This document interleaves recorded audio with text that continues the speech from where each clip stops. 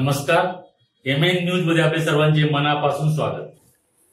मावळचे आमदार सुनील शेळके यांच्या उपस्थितीत भांगरवाडी राम मंदिर येथे राष्ट्रवादीच्या उमेदवारांनी प्रचाराचा नारळ फोडून राम मंदिर ते छत्रपती शिवाजी महाराज चौक अशी रॅली काढत शक्ती प्रदर्शन करून मावळचे आमदार सुनील शेळके यांनी लोणावळेकर नागरिकांना राष्ट्रवादीच्या उमेदवारांना प्रचंड मताने विजयी करा असे आवाहन केले। यानंतर राष्ट्रवादी काँग्रेसच्या नगराध्यक्षपदाचे उमेदवार राजेंद्र सोनवणे आणि नगरसेवक पदाच्या उमेदवारांनी आपला उमेदवारी अर्ज आमदार सुनील शेळके यांच्या उपस्थितीत दाखल केला। पाहूया याबाबतचा स्पेशल रिपोर्ट।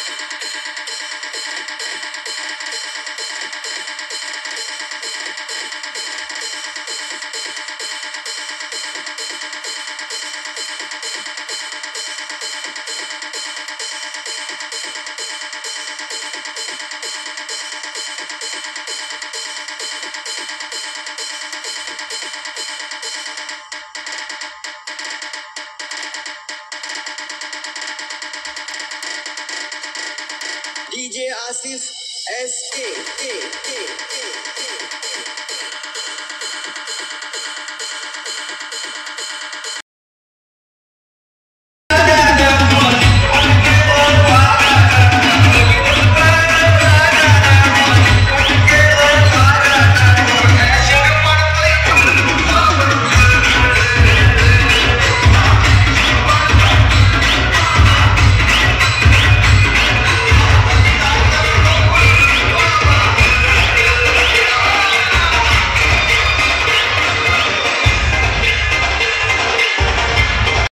पदाधिकारी समर्थकांचं मी या ठिकाणी राष्ट्रपती पार्टीतर्फे स्वागत करतो। आज या ठिकाणी ऐतिहासिक निवडणुकीला सामोरे जात असताना गणेशप्पा ढोरे, संदीपजी गराडे, कार्याध्यक्ष साहेबरावजी कारके, लोणावळ्यातील आणि मावळ तालुक्यातील सर्व या ठिकाणी उपस्थित झालेत। दूरदृष्टीतनं या तालुक्यातील शहरी भागापासून गावखेड्यातील कानाकोपऱ्यापर्यंत विकासाला एक दिशा देण्याचं काम आदरणीय सुनीलांनी केलं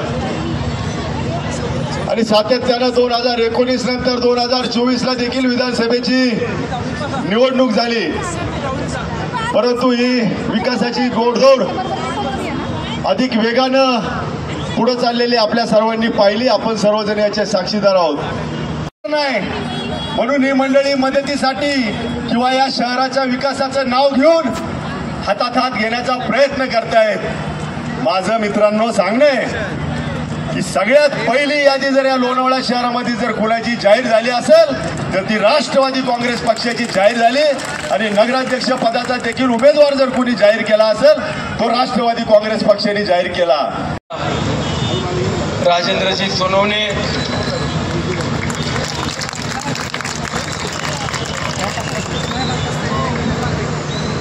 आपल्या उमेदवार सनी भाऊ तडवी, त्यानंतरचे 2 नंबरचे उमेदवार मंगेश भाऊ मावकर आणि त्या ताई संदीप आंबोरे। बस लक्ष्मीताई नारायणराव पाळेकर, रजनीकांत उर्फ बाबू येंदे, मुकेची परमार, वसुंधराताई नितीन दुर्गे, दीपकराव मालपोटे, गौरीताई मनोज लवळकर, आरतीताई मारुतीराव तिकोने, जीवनभाऊ गायकवाड, भाग्यश्रीताई माधव जगताप, भरतभाऊ आरपुडे, अमृताताई अमोल ओंबळे, धनंजयजी काळोखे, प्रियंकाताई किशोर कोंडे, सोनालीताई संभाजी मराठे या सर्व उमेदवारांचा अर्ज भरण्याकरता हजारोच्या संख्येनं उपस्थित असलेले लोणावळा शहरातील सर्व माझे वडीलधारी, माझ्या माय भगिनी, तालुक्यातील राष्ट्रवादी काँग्रेस पक्षाचे प्रमुख पदाधिकारी, पत्रकार बांधव आणि सहकारी मित्रांनो, ऊन अधिकचं झालंय। सकाळी 10:30 वाजता आपल्याला अर्ज भरण्याकरता मिरवणुकीनं यायचं, परंतु प्रत्येकजण आपल्या भागातून शक्ती प्रदर्शन करत प्रत्येकाला बरोबर घेऊन या ठिकाणी यायला जवळपास 11:30-12 वाजून गेले आणि संपूर्ण बाजारपेठ जर आपण पाहिली तर जनसमुदायानं भरलेली बाजारपेठ माझ्याही निवडणुकीला पाहायला मिळाली नाही, एवढी मोठी संख्या आज मला पाहायला मिळाली। एवढं प्रेम या लोणावळा शहरातले मंडळी राष्ट्रवादी काँग्रेस पक्षाच्या उमेदवारावरती करतायत। कुठल्याही भविष्यवाण्याला देखील आता सांगण्याची गरज नाही की राजेंद्र भाऊ सोनवणे हे नगरपालिकेचे नगराध्यक्ष आता होणार आहे। ही निवडणूक सुनील शेळकेची नाहीये, ही निवडणूक लोणावळा शहरातल्या विकास कामांना गती देणारी आहे। इथल्या वाड्यापाड्यावरती किंवा वेगवेगळ्या वस्तीवरती राहणाऱ्या प्रत्येक व्यक्तीच्या विकासाची निवडणूक आहे। इथल्या पर्यटनाला चालना देणारी निवडणूक आहे। इथली निवडणूक होत असताना ही भ्रष्टाचार मुक्त करण्याची निवडणूक आहे। आणि म्हणून मागील महिनाभरापासून आम्ही भारतीय जनता पक्षाच्या नेते मंडळींना आव्हान केलं, आम्ही शिवसेना असेल, काँग्रेस पक्ष असेल, प्रत्येकाला आव्हान केलं की आपण पक्ष बाजूला ठेवून एकत्रितपणाने या निवडणुकीला सामोरे जाऊ आणि तुम्हाला जागा किती, मला जागा किती यावरती वाद न करता कोण व्यक्ती चांगलं काम करणार आहे, कोण व्यक्ती समाजाच्या सुखात दुःखात उभा राहणार आहे, अशा व्यक्तींना आपण उमेदवारी देऊ आणि या नगरपालिकेमध्ये एक हाती आपण सर्वजण काम करण्याची संधी देखील दिली पाहिजे। ही भूमिका घेऊन आम्ही 2 पाऊल पुढे आलो। नंतर काही मंडळींनी सांगितलं नाही आम्ही आमच्या पक्षावरती चिन्हावरती लढणार आहोत, त्यातून आम्ही 2 पाऊल नंतर माघारी गेलो की शेवटी ज्याला स्वातंत्र्य आहे, प्रत्येकाने आपला आपला पक्ष घेऊन जर लढत असतील तर तो त्यांनी अधिकारानं पुढे आलं पाहिजे।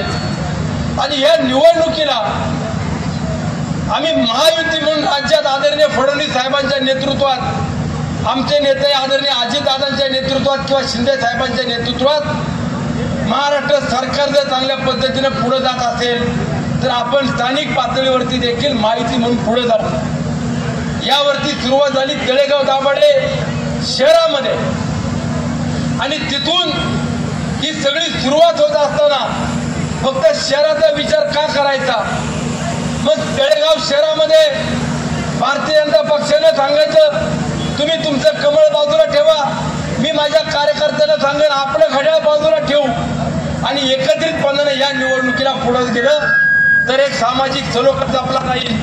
अनेकांना जो संघर्ष करावा लागतो तो संघर्ष करण्याची देखील कुणावरती वेळ येणार नाही. मार्ग निघाला. जागा किती द्यायच्या, कुणाला किती द्यायच्या, कुठल्या जागा द्यायच्या, तळेगाव नगरपालिकेतला निर्णय झाला. नगराध्यक्षपद कुणाला द्यायचं तोही निर्णय झाला. आणि शेवटी निर्णय आला, भारतीय जनता पक्षातल्या मंडळीकडून सांगण्यात आलं की नाही, तुम्ही तुमचं घड्याळ घ्या, आम्हाला कमळ घ्यावं लागेल.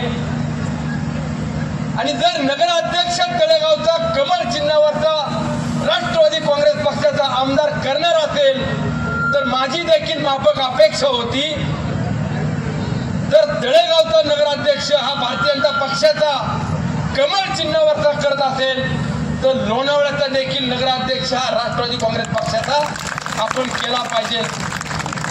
संमती दिली की ही आघाडी. अशा ठळक घडामोडी पाहण्यासाठी MN न्यूजला लाईक, शेअर आणि सबस्क्राईब करायला विसरू नका. धन्यवाद.